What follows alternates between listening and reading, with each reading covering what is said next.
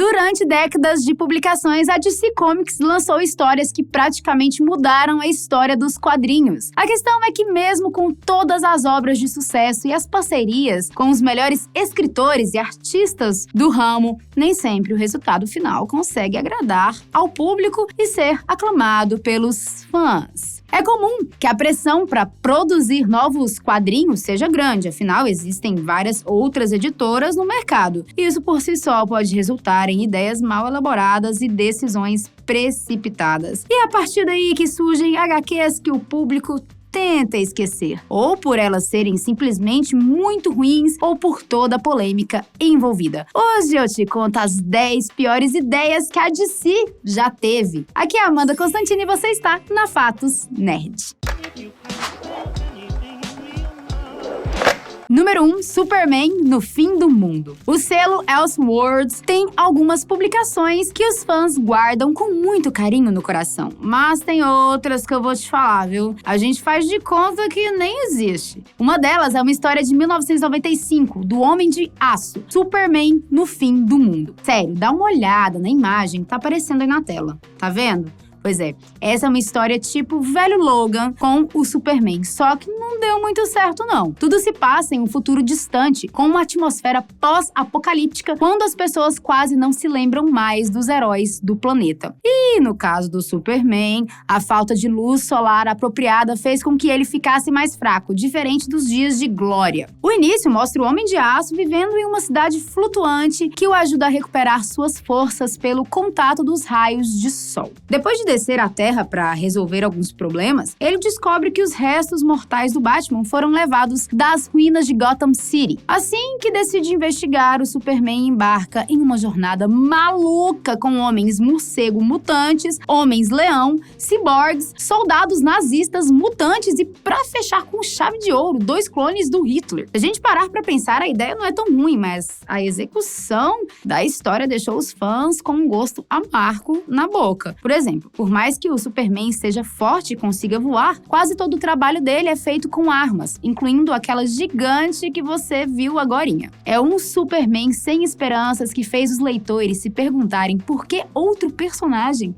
não foi escolhido no lugar dele para a história. Número 2, Ataque das Amazonas. Me fala se essa sinopse não parece boa. Depois que a Mulher Maravilha foi presa em um centro de detenção americano, a mãe dela, Hipólita, entendeu toda a situação como uma declaração de guerra. Foi então que Hipólita, que era a rainha de Temícera, convocou as Amazonas e ordenou que as guerreiras invadissem Washington. Legal, né? Parece bem interessante. Só que a gente percebe que o negócio não vai ser muito bom quando as Amazonas começam a matar várias pessoas inocentes, incluindo crianças. Rola uma espécie de retaliação pelos séculos de frustração com o chamado Mundo dos Homens, o que faz com que vários sejam mortos sem piedade. As Amazonas até tentam tirar a vida do presidente americano, não uma, mas 2 vezes. Primeiro em terra e depois no ar, enquanto ele estava a bordo do Air Force One. Como a Hipólita estava muito cruel, os fãs imaginaram que ela não era a personagem de verdade, mas sim alguém se passando por ela ou que tudo não passasse de um controle mental. Pra surpresa de todo mundo, aquela era realmente a rainha de Temícera. E ela estava matando pessoas inocentes por vontade própria.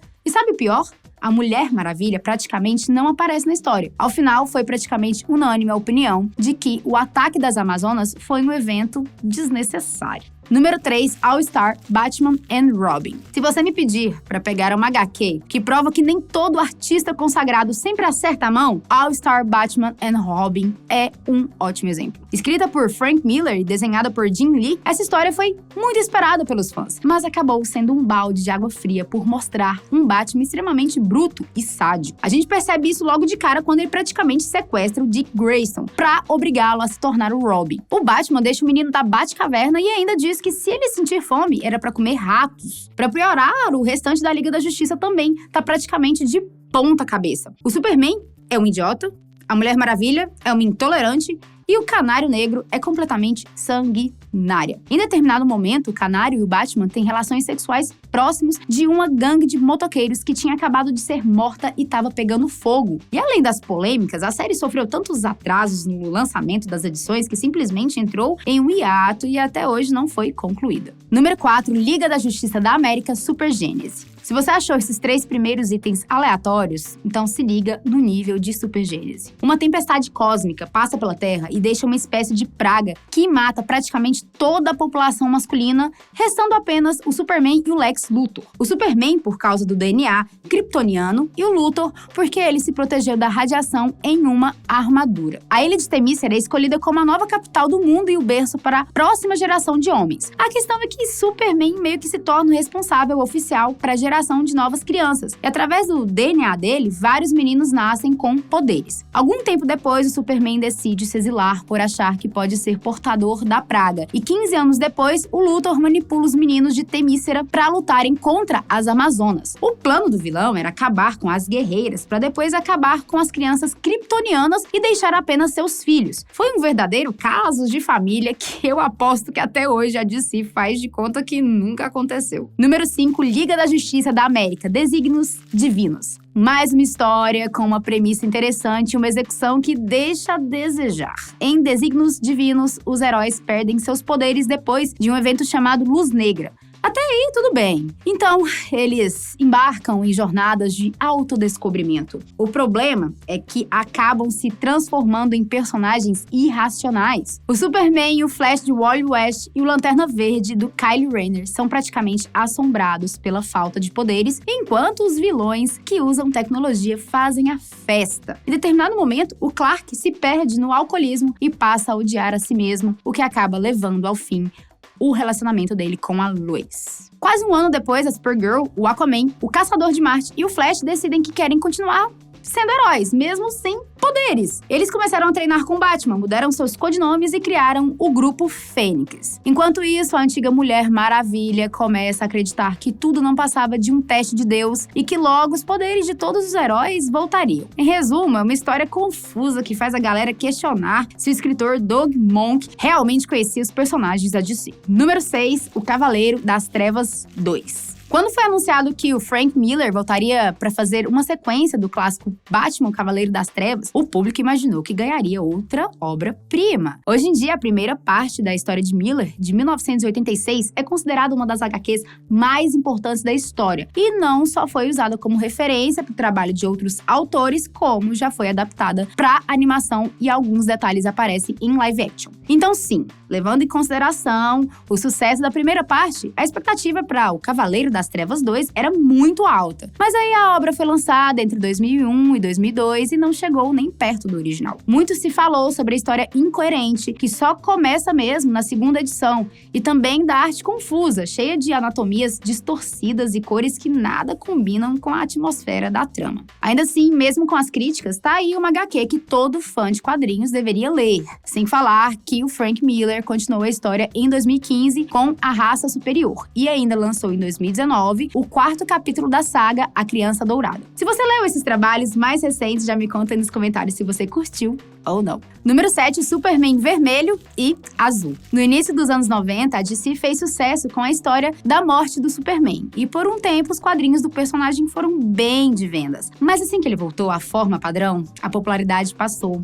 a cair. Foi então que a DC resolveu mexer com a fórmula de novo, só que dessa vez o resultado foi medonho. Tudo começou em 1998, quando o Superman desenvolveu poderes baseados em eletricidade depois de ficar sem a quantidade de energia solar que precisava. E para evitar que a energia fosse liberada, ele passou a usar um traje de contenção azul e branco, bem chamativo, como dá para ver aí. Depois disso, para chamar ainda mais a atenção do público, o Superman foi dividido em 2 seres, um azul e outro vermelho, cada um com personalidades diferentes. O Superman azul era mais racional e preferia resolver os problemas usando a inteligência. Já o Superman vermelho era mais estourado, imprudente, preferindo a ação ao invés da estratégia. A história ainda ficou mostrando um triângulo amoroso com a Lois Lane que não agradou o público. Foi por isso que não demorou muito para a DC encontrar uma forma de juntar as duas personalidades outra vez. Desde então, essa fase bizarra do Superman se tornou uma piada e até apareceu como um dos pesadelos do Clark na série Dark Knights Metal de 2018. Número 8, a ascensão de Arsenal.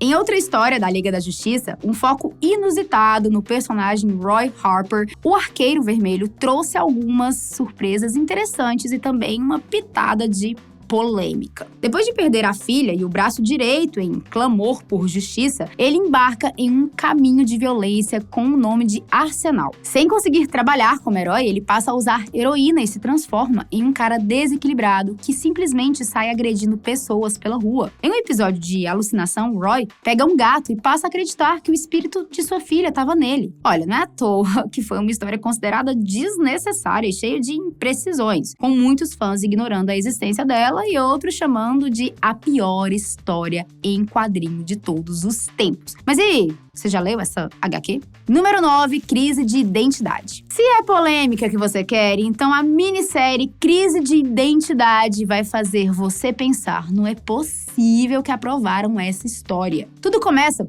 com o assassinato de Sue Dibny, a esposa do Homem Elástico. Além de ter sido carbonizada, a gente ainda descobre que ela estava grávida do primeiro filho. Sério, a arte que mostra o Homem Elástico com o corpo da esposa é perturbadora. Para deixar o contexto ainda pior, a investigação da Liga da Justiça coloca o vilão Dr.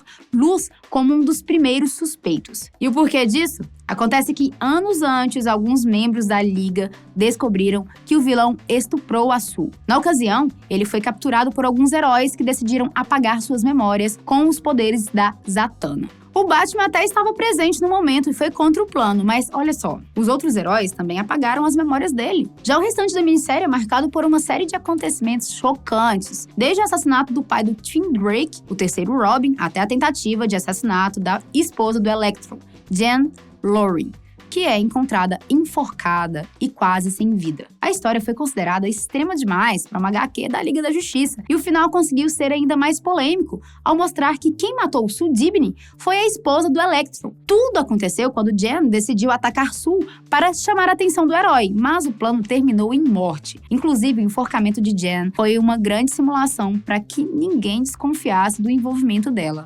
Pesado, hein?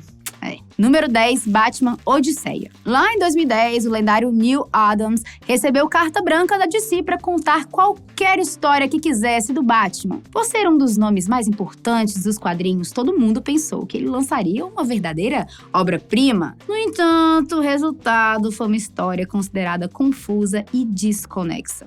Com 6 edições, a minissérie Batman Odisseia mostra o herói indo pro subterrâneo resgatar Talia al Ghul. E, no meio do caminho, o cara encontra vários vilões clássicos, assim como magos, gnomos, aliens, trolls e até dinossauros. Cara, é uma verdadeira viagem. Até os fãs mais fiéis do Batman acharam a história bizarra e hoje em dia ela é uma boa pedida para quem quer ler uma história bem diferente. Mas então, quais dessas ideias da DC você acha que foi a pior de todas? Se tiver alguma outra que a gente não falou aqui, aproveita e lança aí nos comentários. Bom, deixa aquele like também maroto, se inscreve no canal e ativa o sininho, porque aqui tem conteúdo todo dia. Um beijo e tchau!